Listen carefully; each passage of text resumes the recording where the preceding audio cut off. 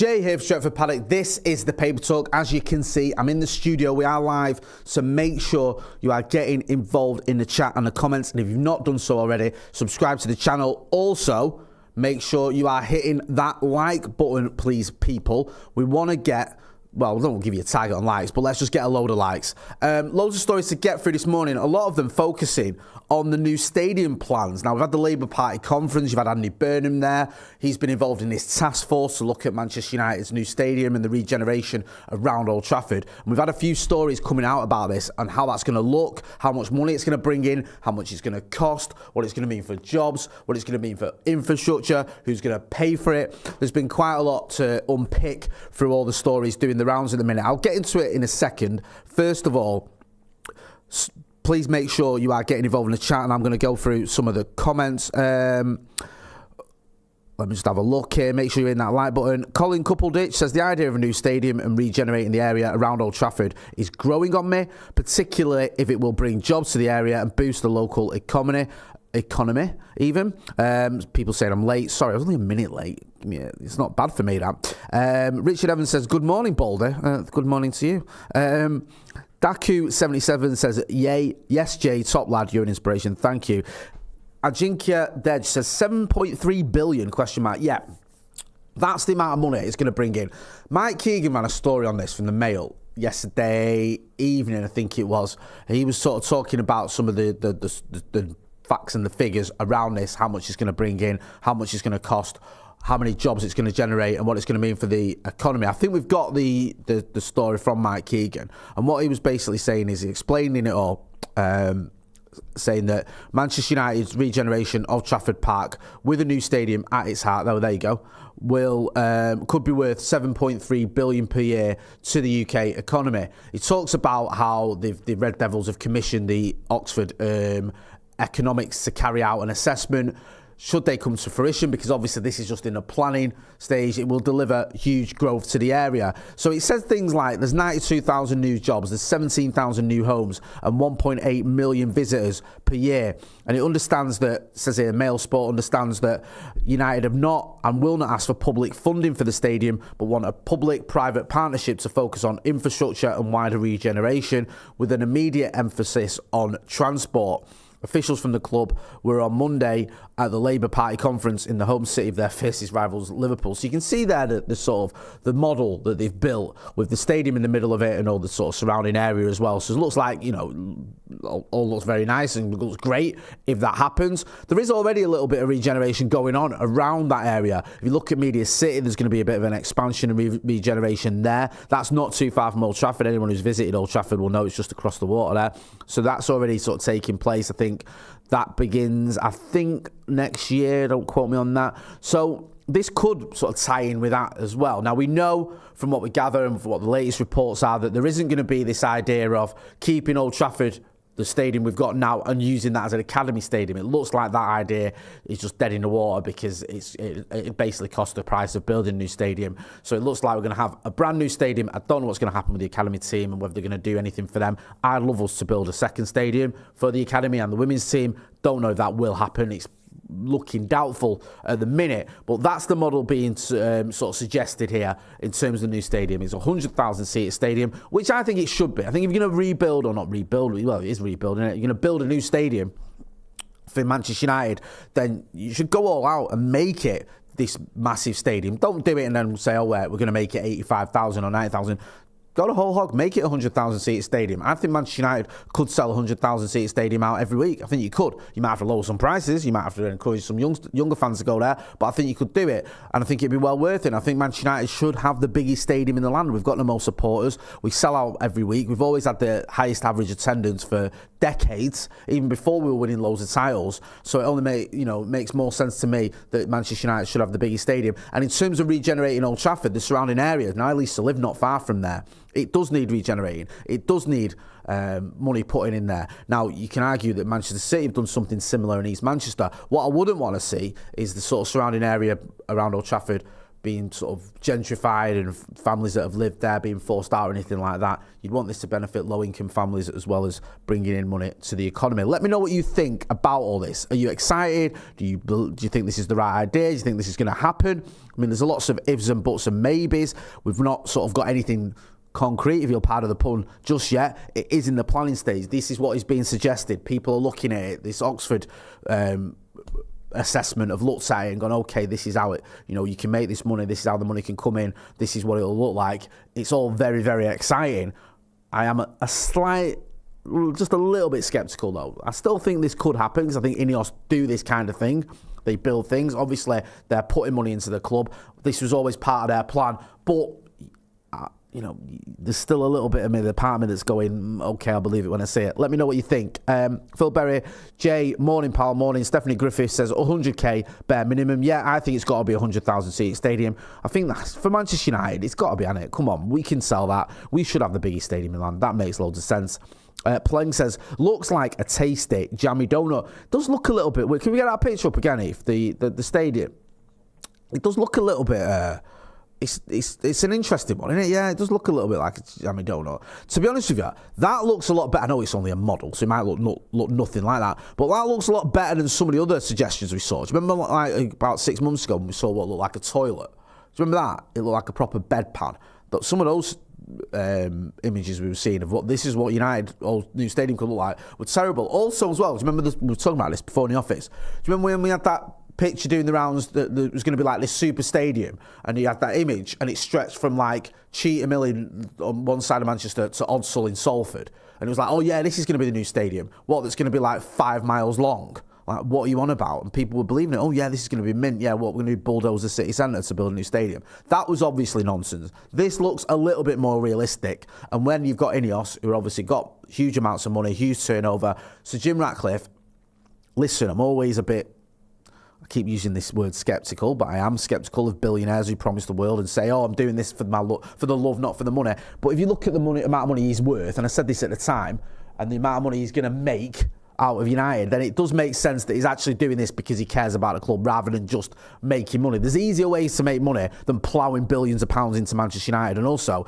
if you are going to make money out of it, it's going to take you decades. Now, I'm not being horrible, but Sir Jim Ratcliffe isn't like 71. So I don't know about this being a sound investment for him. I think he could make lots of money in a much easier way, like he has been doing over the past 40 years, whatever, with Ineos and with the petrochemicals and all that other stuff. So if this is about his legacy, which is what he sort of suggested, then to me it makes sense. Let me know what you think, though. I don't know. I'm not ITK. This is just what I feel. Phil Berry says, looks like a cheesecake. Jinky Dredge says, looks too much like the Allianz Arena. It does look a little bit like the Allianz Arena. I think a lot of major new stadiums look similar-ish, don't they? I get your point, but I think it doesn't bother me too much. Amir Furkey says, I'm so happy for news about the stadium at Old Trafford. Matt Bragger says, it's interesting to see where Hotel Football is on that image. Looks like we will do what Spurs did and partially move the stadium, but keeping it in the same site. That helps, I think. Do you know, that is massive? And I think it is going to be in the same site because that is where the lot of the land is owned by Manchester United and now partly owned by Ineos. And I think that helps you sort of swallow that pill. If you're annoyed or disgruntled about having a new stadium, you wanted the Old Trafford to be kept. If it's still on the same site or next to where it was, that just makes it seem like less of a big change, doesn't it? If you're still going to the same plot of land, you go into that city, it'll feel like you're basically going to Old Trafford, even though it's a new one. So that helps a little bit, but let me know what you think. I've always been advocating, right, for like the last few years, for a new stadium. And at first, this was quite rare without being daft, but it was quite rare for a match-going fan to say they wanted a new stadium. Most of the match-going fans I spoke to, including my mates who got to the game with, were like dead against the new stadium. They were like, look, this is Old Trafford, it's iconic, it's where we've got all our memories, it's where we watched all these amazing games, where we saw us lift all these trophies, saw these great goals. I don't want that to go away. I don't want that getting rid of. We have to be different than the likes of City and Arsenal and PSG and all these clubs. We have to have, oh not PSG, sorry, who else was talking about? Even Bayern Munich, which is a huge club. We have to be different from all them who've got a new stadium. We have to have the Old Trafford and just keep rebuilding it. And I didn't agree with that, or keep revamping it. I didn't agree with that because I thought the stadium itself was just not fit for purpose. If you want to sit down, your legs are squashed. There's leaks in the roof, bits of concrete falling on people's heads. I mean, how many times can you keep revamping a stadium that is over 100 years old? And for me, I always think your history comes with you. And I've said this, when I went to Atletico Madrid's new stadium, when I went to Bayern Munich's new stadium, when I've been to those new stadiums in England as well, you don't feel like, oh, well, that's it now. All the history of this club has gone. You feel like it's still there. And for me, Manchester United will always be Manchester United. We'll always have our history. We'll always have our stature, regardless of if we're in a new stadium or not. And also the argument, well, this is the same stadium and the same pitch that the Busby Babes played on. Well, I get it's the same stadium. Well, for starters, it's not the same pitch because the pitch gets changed every season. But I understand that argument. But again, I just feel like, can you keep revamping this stadium? Is it going to work? And also, a big part of me was thinking, we've got the opportunity now to do this. We have the opportunity to build a new stadium. That doesn't always happen. Were the Glazers ever going to build a new stadium? No. Before the Glazers, when there was talk under, the previous ownership, maybe Manchester United one day will have a new stadium, it didn't really get off the ground. We just kept adding to Old Trafford. And also you're limited at Old Trafford because you've got the canal and because you've got the train line. There's only so much building you can do. I think you just have to keep going up and up and adding to it. And sometimes you're in that third tier at United. It ain't great, is it? When you go to new stadiums and you're in the back end of that stadium, right at the top, you've got a great view of the pitch, you can see what's going on, you don't feel that distant. When you're in that third tier at Old Trafford, or second tier at Old Trafford, you're miles away. Don't get me wrong, some other stadium, Barcelona, Nou Camp, when you're in the away end there, I didn't go in the away end, I was in the home end, but the away end, I've been told it's just terrible. But I think that for us, if you get a new stadium, you can sort out things like, you can have leg room if you're struggling, if you want to sit down. You can have a roof that doesn't leak and doesn't drop bits of concrete on your head. You can make it this whole match day experience as well. And I know people are against that because it's kind of against like it's against like legacy fans and all that. Oh, match day experience. Who wants to go to Old Trafford for the day? But there's some people that do. United are a great club, and part of the reason we're a great club is because we've got so many fans from around the world. Some of those fans will come out not just around like far away from like America or Australia, or whatever. Some fans from Scandinavia or Ireland. You might want to come and spend the day at Old Trafford. You might want to spend a few hours. What is there to do at Old Trafford in the actual stadium? Nothing. Fair enough if you want to go to Media City or the Bishop's Blaze or Hotel Football, you can go and have something to eat there, you can do stuff. But if you actually went to Old Trafford early on the match day, there's nothing there. There's nothing to do. And a lot of other stadiums offer you that. They offer you that whole match day experience where you can go in there early, you can get something to eat, you can have a look around, different types of food, have a nice drink. It's not just one small concession stand per block with not much going on, and you can just go and sit in there for a couple of hours before the game if you want and watch the grass grow. But who wants to do that? So I do feel like you have to move with the times and offer fans who want to get to the ground early something to do when they get there. So a new stadium could offer that. That's what you see at all the other stadiums. Let me know what you think. Sorry, I'm waffling on. Let me know, because if you're against it, fine. If you're not, let me know. I want to hear everyone's opinion. Chris Quigley says, come on, folks, at least 115 likes. I like what we did there. We've gone past that now. Let's get to 300 likes. Greg Frost says, Greg Frost even, I don't know why I called you Greg Frost. I would have preferred them reducing Old Trafford for the women's and academy and building a new stadium 50 feet away. That was the dream, wasn't it? I agree with that, Greg. I would have liked to have seen that. I think that made so much sense. It does my head in when you have to go to Lee Sports Village to watch the academy or the under-21s or the under-23s as it was, and the women's team. I've done that trip a few times and it's not easy. And, I drive, and if you're not driving, it's even worse. So I like the idea of having a designated academy stadium that is right near the current stadium or right near where the new stadium is going to be. But that doesn't look like it's happened. We heard reports from, I think it was the Mail again last week I think it was, or maybe the week before. They were saying that basically it's not going to happen. Apparently to sort of lower the capacity at Old Trafford would cost the same as basically building a new stadium. So that isn't realistic. And it's a shame because that would have been ideal. You've got this new stadium, 100,000 seat stadium, and you've got a stadium, or you've got Old Trafford where the Busby Babes played, and you can have it for the academy. You can even call it, the Duncan Edwards Arena or the Busby Babes Arena or the Matt Busby Arena, whatever you wanted to do. FPL Mikel, welcome to the academy. Make sure you are checking out the membership section if you're not doing already. Hit that like button as well, please, people. Let me know your name. Yeah, some people talking about names here. What would you want to say? Shay S. Hack says the new Old Trafford. Yeah. CTB said it should be called New Trafford. Adam Kenny says Ineos Super Bowl Hall. Jacoya Trotz has never been to a match at OT. Would like to see it once before it's demolished. That's a good point, that. If you've never been to Old Trafford, there will be a lot of fans who look at and go, this could be my final chance in the next couple of years to go down there to that iconic stadium. So, yeah, if you can, I'd urge anyone to make the trip. I understand how difficult it can be if you live abroad. It's expensive. It's not easy, is it? And I respect all those fans who do live overseas and are getting up at after clock to watch Manchester United. And I'm very, very lucky. When I grew up, I was able to walk to Old Trafford, and I only live down the road in Salford now, to be honest with you. It's not that far. But, yeah, we're very blessed here in Manchester.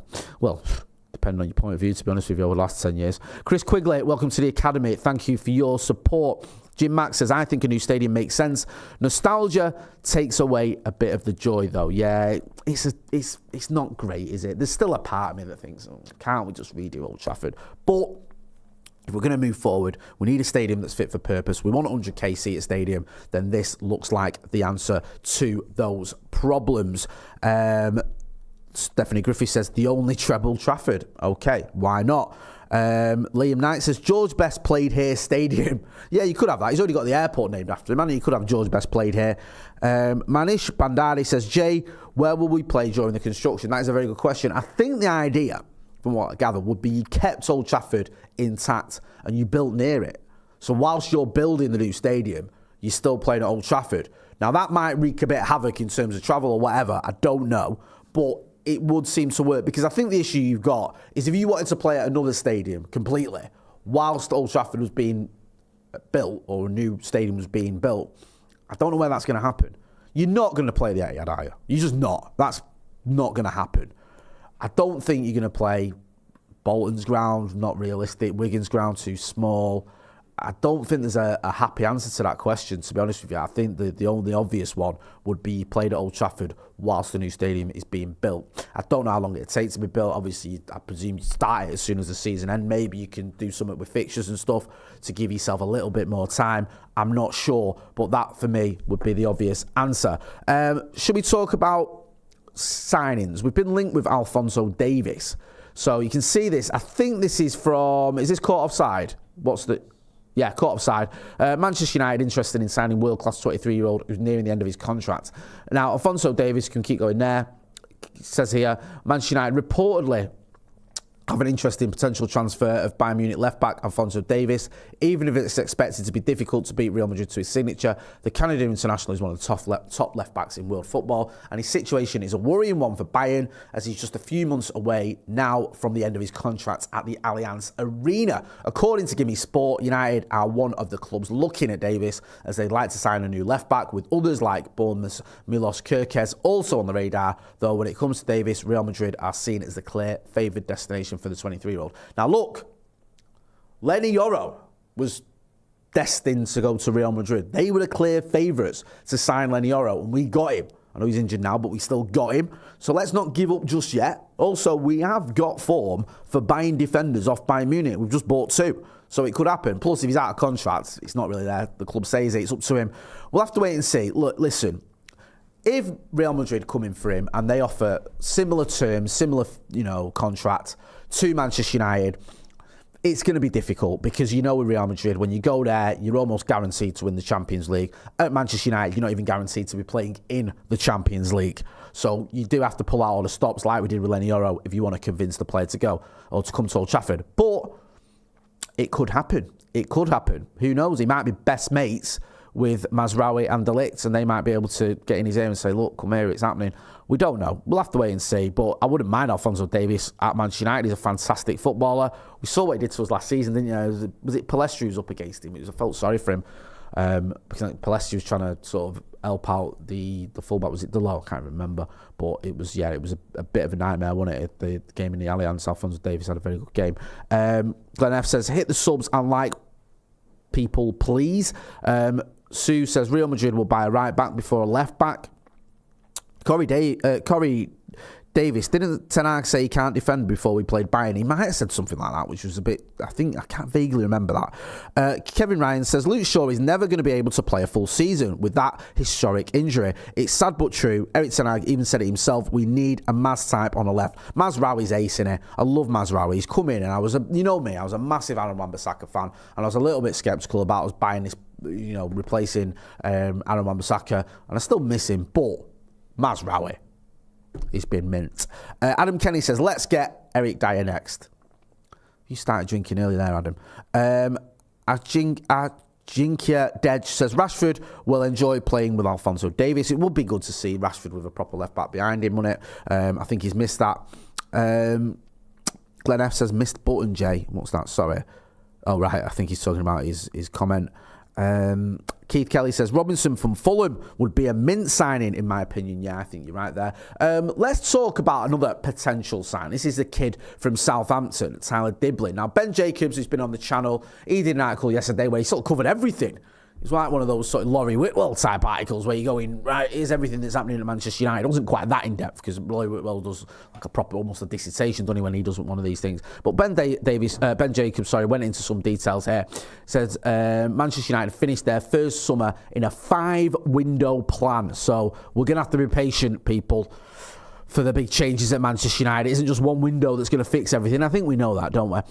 Club now wants to target young homegrown talent. We've been doing that on that front as well. I spoke to Finn Academy Scoop yesterday. We're going to have the Academy review out in the morning, and we're going to be looking at, tomorrow morning, we're going to be looking at players that United have brought in this summer, young players. So you're looking at like Sikakone, and of course Obi Martins as well. Obi Martins, who's a big one. So we're looking at the young players that Manchester United have brought in this summer and this new approach from Ineos. United have always brought in young players, but it does feel like Ineos are prioritising that because they see that as key to getting back to the top, especially with things like PSR. You can't just go out and buy £100 million players anymore. What was it Sir Jim Ratcliffe said?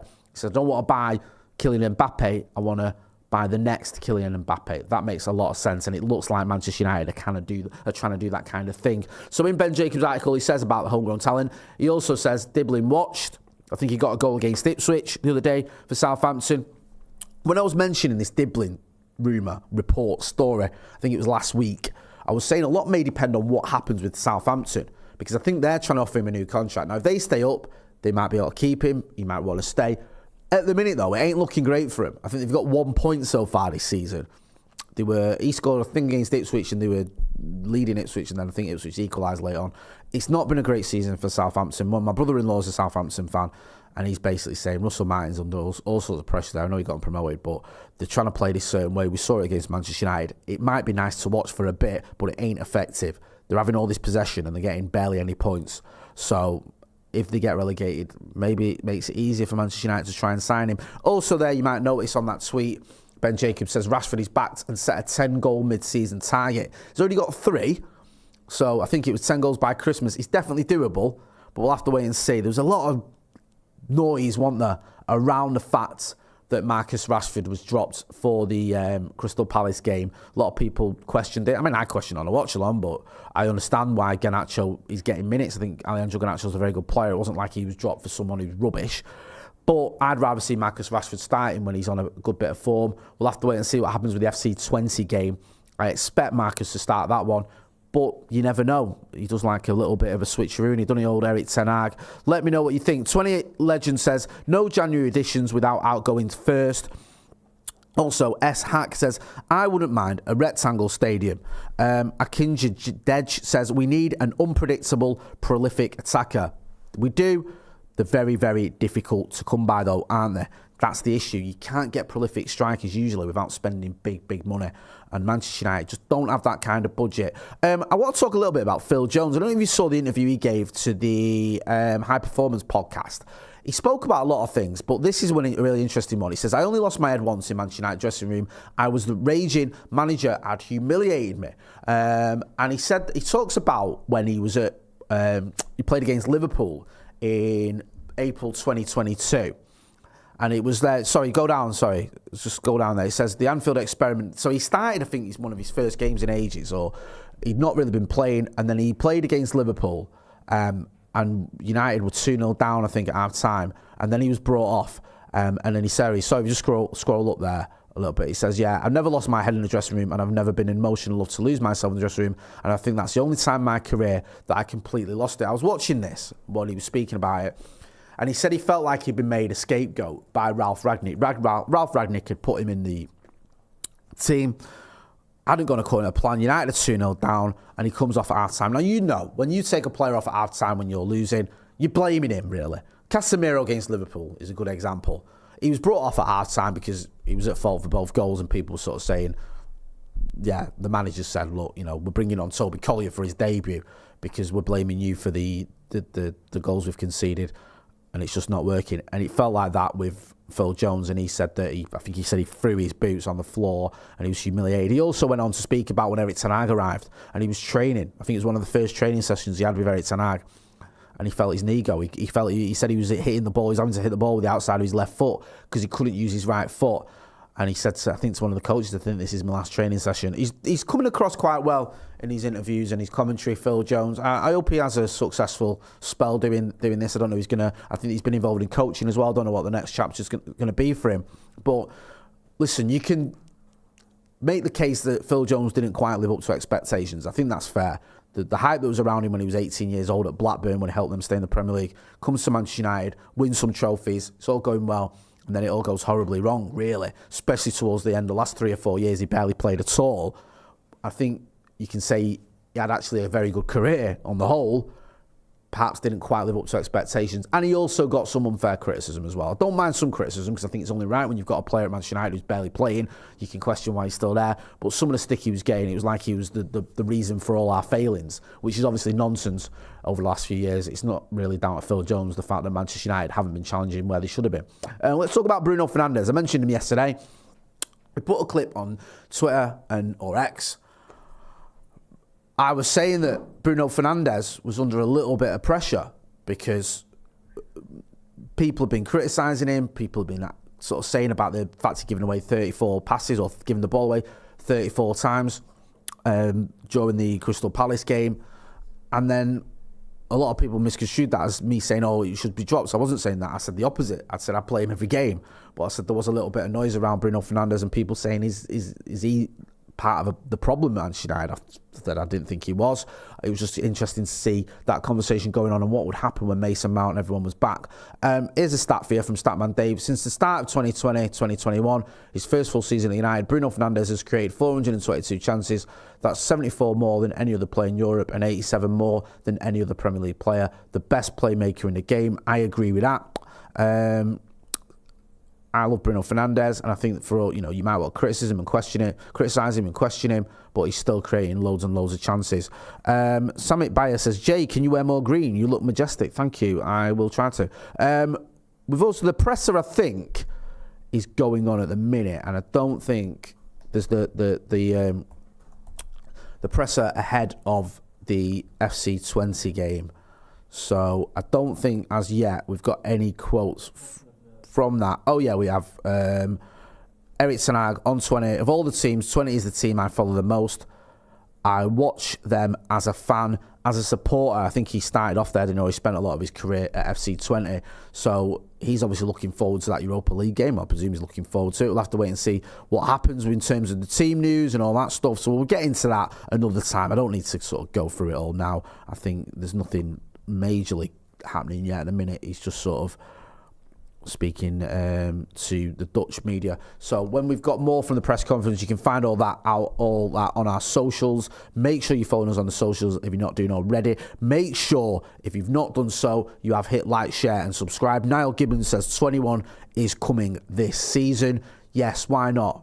I like a little bit of ambition first thing in the morning, or some may argue that's quite deluded. We're back later on today. Got loads of content coming up. I think we've got Uncensored with McCullough and Joe Smith. You've got House and Versus coming up, which is always a good laugh as well, innit? Stephen Housen firing shots at everyone. So if you're not doing so already, make sure you are subscribing to the channel. Hit that like button as well. I'm Jay Motty. This has been The Paper Talk. Thanks for watching.